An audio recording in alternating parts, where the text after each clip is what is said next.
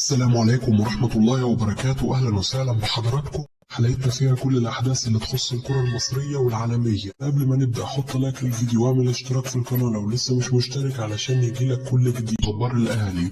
طبيب الأهلي يتأكد من سلامة أكرم توفيق ويحيى عطية الله وجاهزية الثنائي للتواجد مع الفريق في مواجهة شباب بلوزداد الجزائري.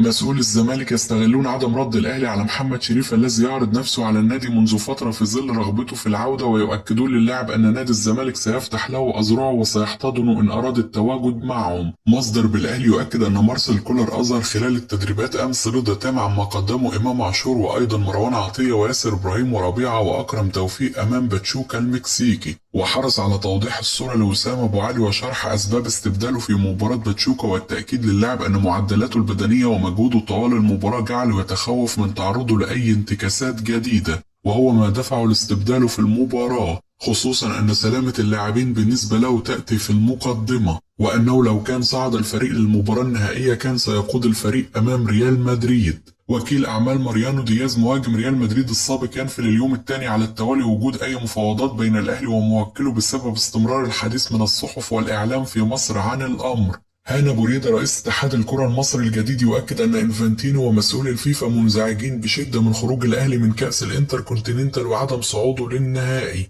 خصوصا أن خروج الفريق الأحمر أفقد البطولة جماهيرية كبيرة. وإنفانتينو رئيس الاتحاد الدولي لكرة القدم تحدث معه بعد المباراة الأخيرة وقال له نصا كيف سنأتي بهؤلاء الجماهير في المباراة النهائية، ويؤكد أنه أبلغ الفيفا أن المصريين متواجدين بكثافة في ولاية نيوجيرسي ونيويورك الأمريكية، وبناء على ذلك قرر الفيفا إقامة مباراتي الأهلي أمام بورتو البرتغالي وبالميراس البرازيلي في نيوجيرسي لكي يحضر أكبر عدد ممكن من المصريين. أما بالنسبة لمباراة الافتتاح فكان محدد مسبقا أنها ستقام في مدينة ميامي، ويؤكد أنه يشعر بالفخر بترشح ناديين مصريين من 3 فرق على مستوى القارة لجائزة الأفضل، والنتائج هي من تحدد أن الأهلي يسيطر على القارة بشكل كبير جدا. سعد شلبي المدير التنفيذي للنادي الأهلي يؤكد في تصريحات صحفية أن الجيل الحالي في الأهلي حقق العديد من الإنجازات، وجائزة أفضل نادي في القارة الإفريقية هي نتاج المجهود الكبير المبذول من الجميع، وجاء التعويض للهزيمة الأخيرة أمام باتشوكا المكسيكي والتي مازال يعيش الجميع سواء إدارة أو لاعبين أو جهاز فني أو جماهير في حالة حزن من وقتها. ويؤكد أن ما حدث هو درس سيتعلم منه الأهلي أن كرة القدم لا تنتهي إلا مع صافرة الحكم.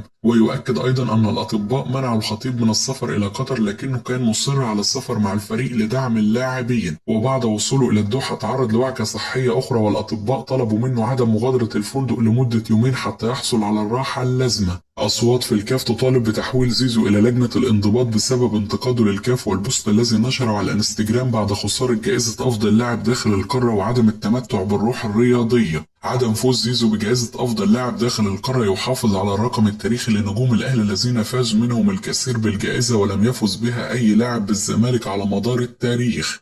حاتم الطرابلسي نجم الكرة التونسية السابق يهاجم زيزو بسبب رسالته على انستجرام بعد خسارة جائزة أفضل لاعب داخل القارة، ويؤكد أنه لابد أن يكون لديه روح رياضية ويحترم اختيارات الكاف ويعمل على نفسه للفوز بالجائزة الموسم القادم. في تصريحات أثارت قلق الزملكاوية وجعلت البعض لا ينام ليلة أمس خوفا من أن تكون خطوة من الأهلي ومسؤولين لضم اللاعب الذي سيصبح حر خلال أيام قليلة. محمد الغزاوي عضو مجلس إدارة النادي الأهلي وممثل الأحمر في حفل الأفضل في القارة يؤكد أن زيزو لاعب الزمالك كان يجلس بجواره في الحفل وأنه كان يتمنى له الفوز بجائزة أفضل لاعب داخل القارة، وأنه سعيد بوجود لاعب مصري بهذه الأخلاقيات وبهذا الأداء، وأن عدم فوزه بالجائزة لا يقلل منه فيكفي وجوده وسط هؤلاء الأساطير، وأنه يتمنى التوفيق للاعب في الفترة القادمة. عدل القيع رئيس شركة كرة القدم بالنادي الأهلي يؤكد أن كرة القدم ليست عادلة، ومنحت الأهلي ضراء أمام باتشوكا المكسيكي في المباراة الأخيرة رغم تقديم الفريق مستوى جيد في المباراة، وأنه يقدر جدا حجم الغضب الجماهيري لكن لا يمكن أن يتخلى الجمهور عن فريقه مهما حدث، وأنه لابد من الهدوء والدعم للفريق، ولابد أيضا أن تعمل الإدارة على دعم الفريق بصفقات جديدة ورفع الكفاءة، وأن تعمل كذلك على تقوية مقاعد البدلاء للفريق لكي يكون هناك بدائل قادرة على تقديم الإضافة وقتما يحتاجها الفريق وليس لاعبين كمالة عدد، وأنه على الجهاز الفني أيضا تجهيز العناصر البديلة. ويتمنى أن يساهم بعض محب الأهلي في تدبير عملة أجنبية للنادي لمساعدة المسؤولين في إبرام صفقات جيدة. جماهير الأهلي تسخر من تصريحات جوميز في السعودية وتأكيده في مؤتمر تقديمه بنادي الفتح أن الزمالك لديه 40 مليون مشجع في مصر، وتؤكد أن العيب ليس عليه. فهذا هو ما يصوره مسؤول الزمالك للمدربين الأجانب.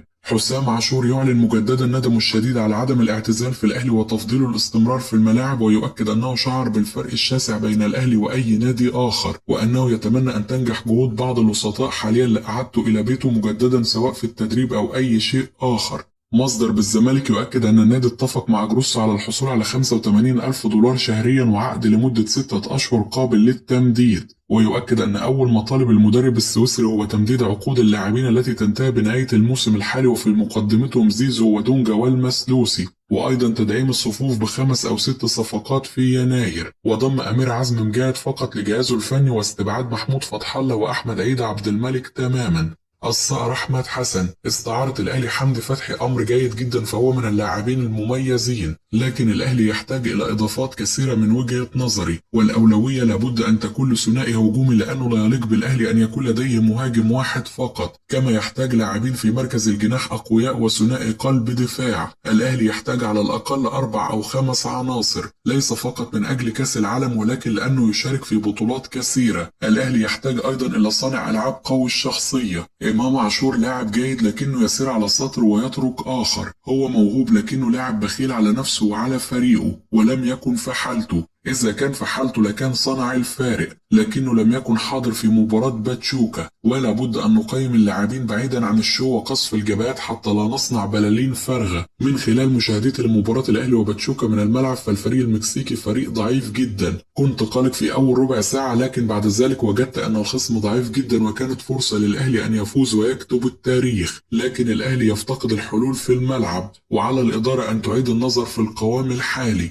مختلف تماما وكليا مع فوز ويليامز حارس صن داونز بجائزة أفضل لاعب داخل القارة الإفريقية. أن يفوز اللاعب بأفضل حارس وارد لأنه لعب بشكل جيد مع صن داونز ومنتخب جنوب أفريقيا، لكن أن يحصل على جائزة أفضل لاعب أختلف تماما، وأعتقد أن من كان يستحقها هو أحمد سيد زيزو لاعتبارات كثيرة. فوز زيزو بالكونفدرالية والسوبر الأفريقي وثبات المستوى وتأثيره مع فريقه، كل هذه العوامل تدعم موقفه، لكن فكرة إعطاء الجائزة لحارس وترك كل اللاعبين الذين يلعبون في دور الأبطال هذا على أي أساس؟ حصلت على الجائزة في 2010 لأنني كنت أفضل لاعب في كأس الأمم وفوزنا باللقب، لكن جنوب أفريقيا لم تحصد البطولة الأخيرة ليقتنص ويليامز الجائزة. عندما كان عصام الحضري لاعبا كان يستحق أن يحصل على جائزة أفضل حارس وليس أفضل لاعب. هذه الجائزة إذا حصل عليها حارس يجب أن يكون فعل ما لا يمكن فعله. جائزة أفضل لاعب لابد أن تكون للاعب داخل الملعب، حتى وإن كان غير حسين الشحات وزيزو، لكن أولا وأخيرا هي وجهة نظر، وعلى زيزو ألا يفقد الأمل ويحاول مرة أخرى ويجتهد. أحمد ناجي مدرب حراس المنتخب السابق: تحدثت مع محمد الشناوي بعد الأزمة الأخيرة، وأكد لي أنه لم يكن يقصد أنه سيرحل عن الأهلي إطلاقا، وأنه يقدر جدا حزن الجماهير ولم يكن يتمنى أن يحدث هذا الموقف. وأكد لي أيضا أن النادي الأهلي بيته عمره ما يفكر للحظة أن يرحل عن النادي. والشناوي أحد أبنائي وأعلم تماما أنه حارس مرمى كبير وعلى خلق،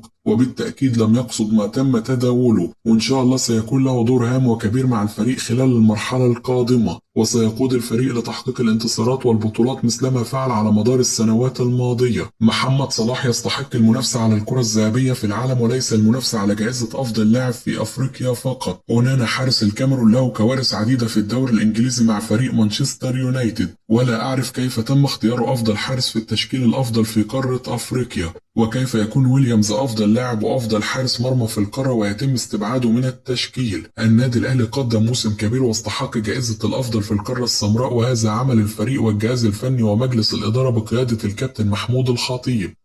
كده تكون انتهت أخبارنا، أشوفكم على خير في حلقة جديدة.